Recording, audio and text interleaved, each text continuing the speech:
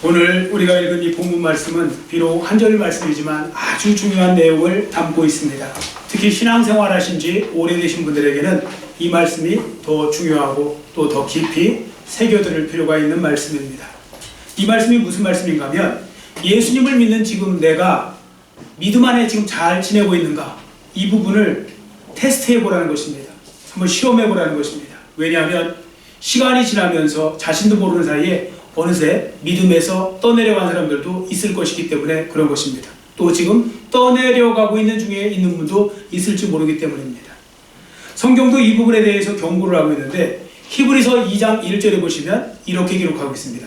히브리서 2장 1절 앞에 보시고 그러면 같이 읽겠습니다. 같이 읽습니다. 그러므로 우리는 들은 것에 더욱 유념함으로 우리가 흘러 떠내려가지 않도록 함이 마땅하니라. 아멘.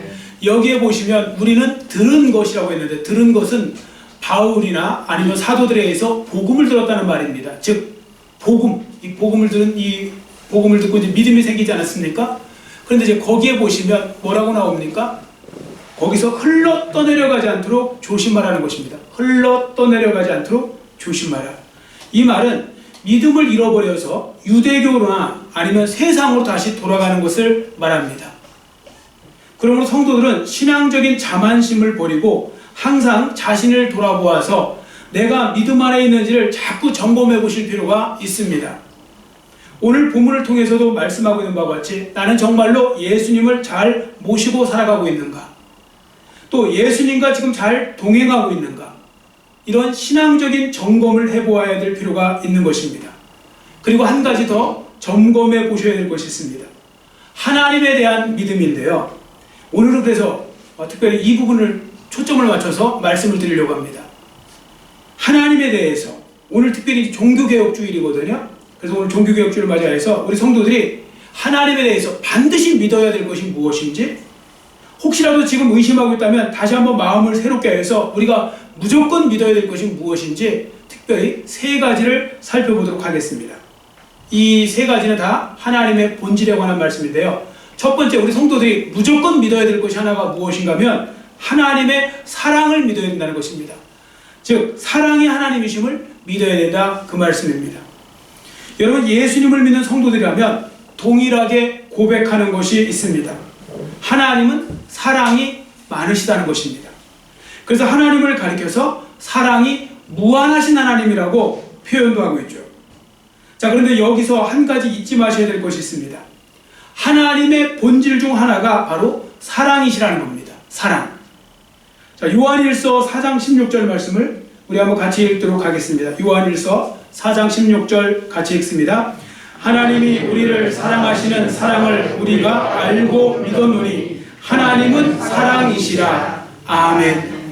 즉 하나님의 본질이 사랑이시라는 말씀인데요. 여러분들 본질이라는 거 아시죠? 본질은 무엇입니까? 사물을 그 자체이도록 하는, 그 자체이도록 만들어주는 고유한 성질을 가리키는 것입니다.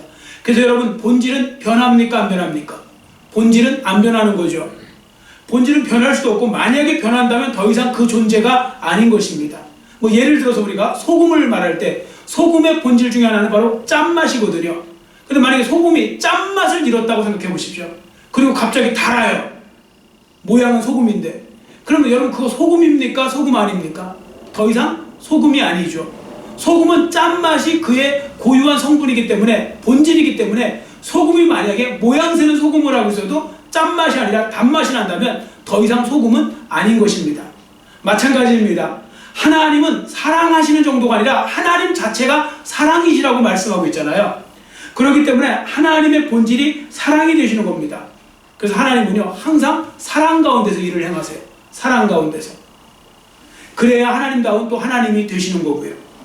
여러분 기억하시기 바랍니다. 여러분과 저의 아버지가 되시는 하나님은 본질 자체가 사랑이신 분입니다. 그러므로 항상 여러분과 저를 향해서 사랑으로 행하시는 하나님이 되신다는 거죠. 그래서 하나님은 여러분과 저에게 절대로 차선을 주지 않으십니다. 하나님은 우리를 최선의 길로 인도하시는 거죠. 물론 제가 이렇게 말씀드리면 이렇게 반문하고 싶은 분이 계실지도 모릅니다. 그런데 왜 성도들이 고난 가운데 빠지게 하십니까? 실제로 성경에 보시면요, 죄에 빠져 사는 하나님의 백성들에게 하나님께서 연단도 하시고 심판도 하시고 진노하시는 모습도 나오죠. 그러나 이때 성도들이 기억해야 될 것은요, 비록 하나님이 연단하실 수 있지만 그 연단이 다른 의미가 아니라 사랑의 근거에서 연단을 하신다는 겁니다. 복수심에서 연단하는 것이 아니라 사랑에 의해서 연단하시는 겁니다. 자, 성경 말씀은 그런 부분을 이렇게 확인해 주고 있습니다. 히브리서 12장 6절 앞에 보시고 같이 큰 소리로 읽습니다. 주께서 그 사랑하시는 자를 징계하시고 그가 받아들이시는 아들마다 채찍질 하심이라 하였으니 아멘. 여러분, 주님께서는요 때로 사랑하시는 자를 징계하신다, 이런 말씀을 지금 하고 있죠. 그러나 이 징계는 사랑에 근거한 징계입니다. 단지 그것을 당하는 성도들이 깨닫지 못해서 오해하고 있는 것, 뭐 그런 것뿐이지 하나님은 사랑의 근거에서 징계하시는 거죠. 뭐 우리가 쉬운 예를 한번 들어보겠습니다. 여러분, 부모들이 자기 어린 자녀들이 원하는 대로 해주지 않을 때 그 어린 자녀들이, 아무것도 모르는 어린 자녀들이 그 부모를 향해서 뭐라고 말합니까? 자기가 원하는 대로 안 해주면 아빠는 나를 사랑하지 않는 것 같아, 심지어 더 나아가서 엄마는 나를 미워하는 것 같아, 이렇게 말하잖아요. 그럼 그들의 말이 사실입니까? 아니죠. 엄마 아빠는 그들을 사랑하지 않은 적이 없습니다. 사랑하죠.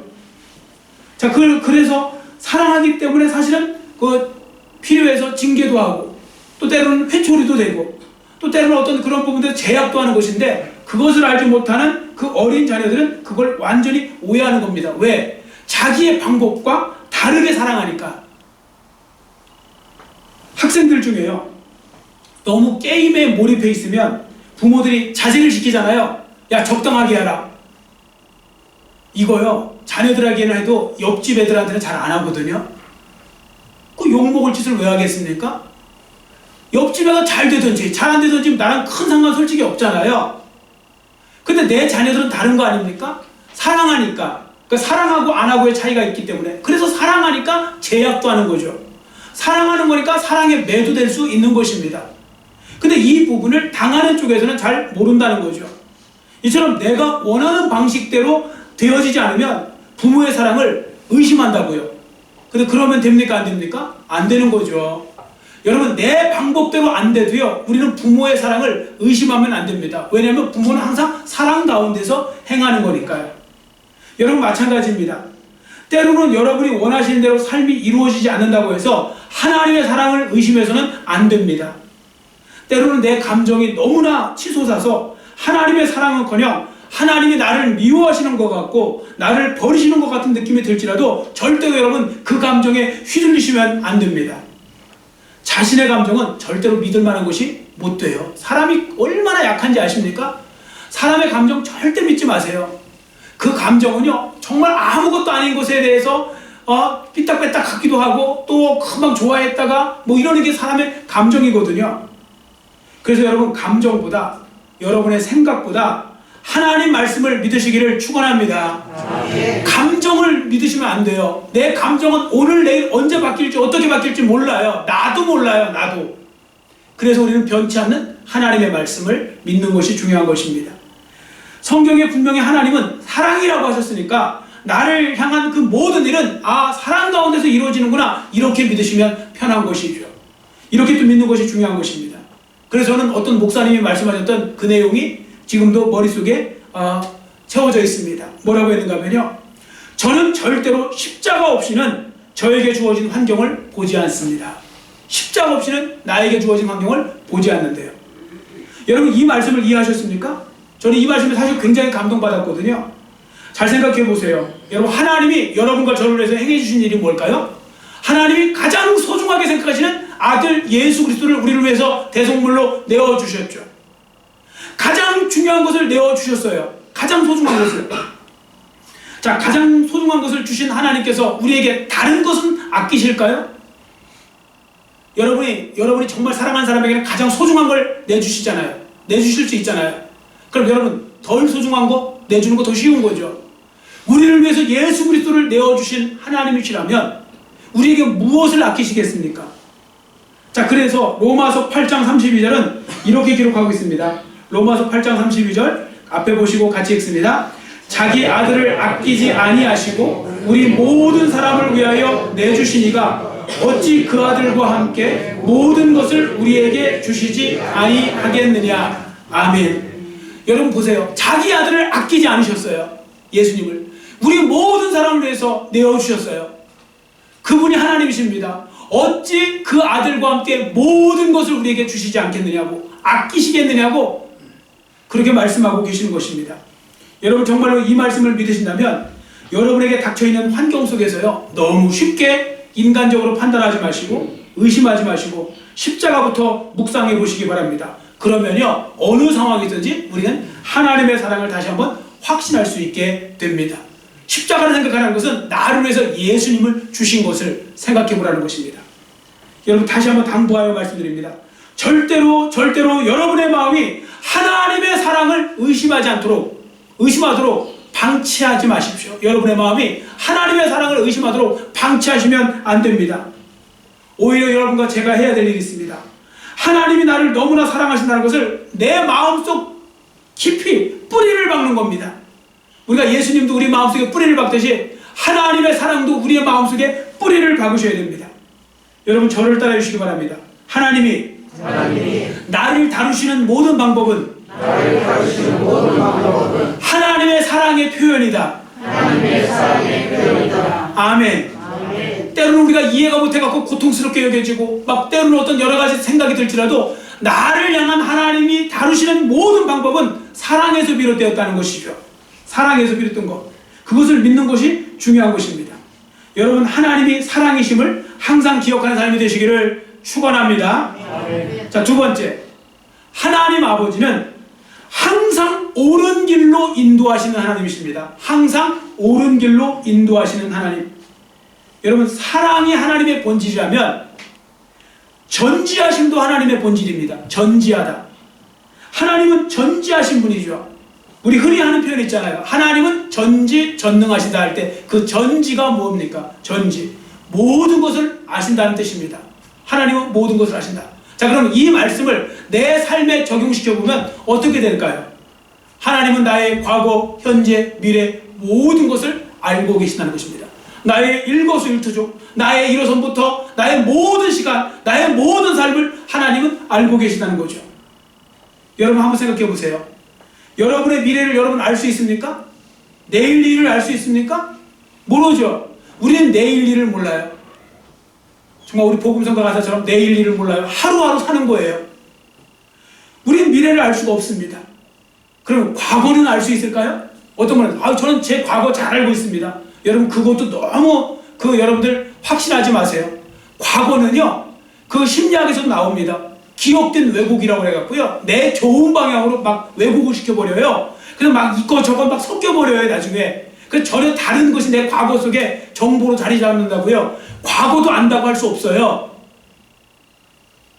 우리 역사는 그럼 알 수 있습니까? 역사도 엉터리로 쓰여진 게 많아갖고요, 알 수가 없어요. 다 승리자의 역사이기 때문에 어떻게 될지 알 수가 없는 거예요. 우리 과거도 모르고 미래도 몰라요. 그러나 하나님은 나의 과거, 미래, 현재 다 알고 계시다는 거죠. 너무나 정확하게 알고 계시다는 것입니다. 나의 과거도 현재도 미래도 하나님의 지식에서 벗어날 수 없습니다. 자, 그러면 하나님이 전지하시다, 이 말이 오늘 나에게 주는 영적인 메시지는 무엇일까요? 한번 저를 따라 주시기 바랍니다. 나를 향한 하나님의 인도하심은 항상 옳습니다. 아멘. 믿으시기를 축원합니다. 여러분, 나는 나의 길을 잘못 인도할 수 있어요. 나는 나의 길을 잘못 걸어갈 수가 있어요. 우리는 부족하기 때문에. 그러나 하나님의 인도하심은 정확하시고 하나님의 인도하심은 옳으시다. 항상 옳으시다. 나는 항상 틀릴 수도 있고 그렇지만 하나님은 항상 옳으시다. 이런 고백이 있어야 되는 것입니다. 물론 하나님의 생각과 우리의 생각의 차이가 너무 커서요, 어떤 때는 하나님이 인도하시는 게 터무니없어 보이기도 하고 불가능해 보이기도 하고 또 뭐 여러 가지 어려워 보이기도 합니다. 마더 테레사가 했던 그 유명한 말이 있습니다. 뭐라고 했는가 하면요, 마더 테레사가 자기에게 맡겨진 일이 너무 크고 중요한데 자기는 정말 작은 몽땅 연필처럼 아무것도 아니라고 생각했거든요. 그래서 마더 테레사가 했던 말이 이 유머입니다. 뭐라고 했는가 하면, 한번 저를 따라주세요. 하나님은 저를 너무 믿으시는 것 같습니다. 예, 마더 테레사가 그랬어요. 하나님 저 너무 믿으시는 것 같다고. 제가 그런 주제가 못 되는데 너무 이렇게 어떤 그런 그 큰 일을 맡기시니까 이런 이야기예요. 그러나 그건 그냥 웃자고 하는 이야기고, 하나님의 인도하심은 정확하시고 하나님의 인도하심은 항상 옳다는 것입니다. 그걸 믿는 것이 중요합니다. 그래서 제가 이 말씀을 준비하면서 떠오른 그 이야기가 이제 하나 있습니다. 엄마라고 불러도 돼요 라는 책이 있어요. 우리나라는 그렇게 번역되어 있어요. 엄마라도 불러도 돼요 라는 책이 있는데, 그 주인공이 누구냐면 케이티 데비스라는 그 자매가 있습니다. 이 이 자매가 18살 때 아프리카 우간다로 선교여행을 갑니다. 가서 그 이제 부모 없이 버려진 아이들 고아원에 가서 이제 그 봉사를 하는 거예요. 근데 그때 그 자매가 맡았던 14명의 아이들이 있었는데 그 아이들과 재미있게 잘 지냈습니다. 그러던 며칠 뒤에 어느 날 이렇게 그 케이티가 잠깐 피곤해 자고 있는데 눈을 떠보니까 그 아이들이 소복히 모여갖고 그 얼굴을 또르르하고 쳐다보고 있더래요. 그 케이티 얼굴을. 그 케이티가 이제 씩 웃어주니까 다 창피한지 막 도망가는 거예요. 막 흐트러지는 거예요. 그런데 거기서 그 하나 스쿠비아라는 그 5살짜리 난 아이가 그 케이티를 보고 이렇게 말하더래요. 엄마라고 불러도 돼요? 그 말에 그 케이티가 주님의 음성을 들은 거예요. 거기서. 그래서 14명의 엄마가 되어주기로 합니다. 그 미국으로 이제 돌아옵니다. 이제 미국으로 돌아와서 대학에 입학을 했는데요. 근데 그 아이들에 대한 그 거룩한 부담감, 그 부담감으로 인해서 과감하게 대학을 중퇴해요. 좋은 환경이거든요. 세상 말로 하면요, 이 케이티는 엄친딸이에요. 엄친딸. 집안도 굉장한 집안이고요. 그런 부분에 있어서 어떻게 보면 참 엄친딸로 뭐 부족함이 없이 자란 친구예요. 그런데 그 좋은 환경을 지루하고 아프리카 우간다로 떠납니다. 하나님께서 케이티의 길을 우간다로 인도하신 거죠. 그 당시에 케이티가 포기한 것들이 있습니다. 제가 그건 그대로 쓴 거예요. 뭐라고 하면 학교에서 1등, 학급 회장, 학교의 퀸카였어요. 퀸카 그 자리, 잘생긴 남자친구, 스포츠카도 있었어요. 스포츠카, 다복한 가정, 무엇보다 장밋빛 미래, 이 모든 것들을 과감하게 포기하고 주님이 인도하시는 곳으로, 그래서 그 아프리카 대륙으로 떠난 것입니다. 이제 우간다에 도착한 케이티는 부지런히 그들을 섬깁니다. 그러자 고아원 400명 전체가 이제 케이티를 엄마라고 불러요. 겨우 23살, 23살인데 여자 청년이 23살 여자 청년이 400명의 엄마가 된 것입니다. 엄마가. 그런데 더 놀라운 것은 고아원을 뛰어넘어 그 동네 주민들까지도 케이티를 엄마라고 불러요. 그리고 동네 경찰도 할아버지까지도 그녀를 엄마라고 불렀습니다. 결국 케이티는 별명이 우간다의 엄마가 되었습니다. 자, 그래서 제가 사진을 준비했는데요. 이제 가운데 있는 그 자매가 이제 그 케이티, 이렇게 해서 그 봉사하고, 자, 이 자매입니다.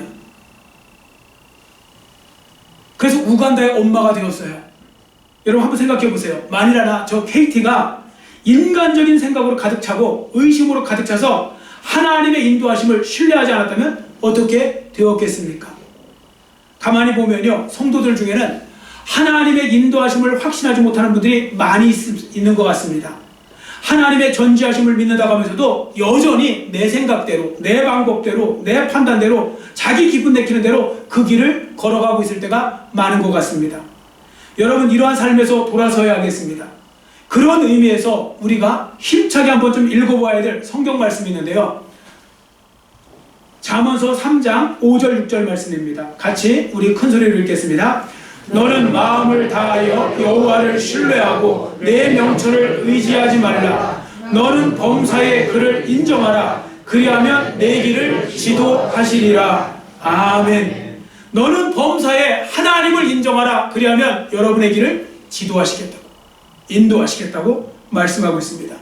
여러분, 어느 상황에 있든지 항상 옳은 길로 인도하시는 하나님을 의심 없이 믿는 여러분 모두의 삶이 되시기를 축원합니다. 끝으로 세 번째입니다. 하나님 아버지는 전능하신 하나님이심을 믿어야 된다는 겁니다. 전능하신 하나님입니다. 하나님은 전능하신 하나님. 여러분, 지금까지 말씀드린 것 같이 하나님은 사랑이시죠. 하나님은 전지하신 분입니다. 또 한 가지 하나님의 본질에 있어서 우리가 기억해야 될 것은 하나님은 전능하신 하나님, 능치 못하심이 없는 하나님이시라는 겁니다. 자, 그러면 능치 못하실 하나님이 전능하신 하나님이다. 이 말씀이 오늘 나에게 주는 영적인 메시지는 무엇일까요?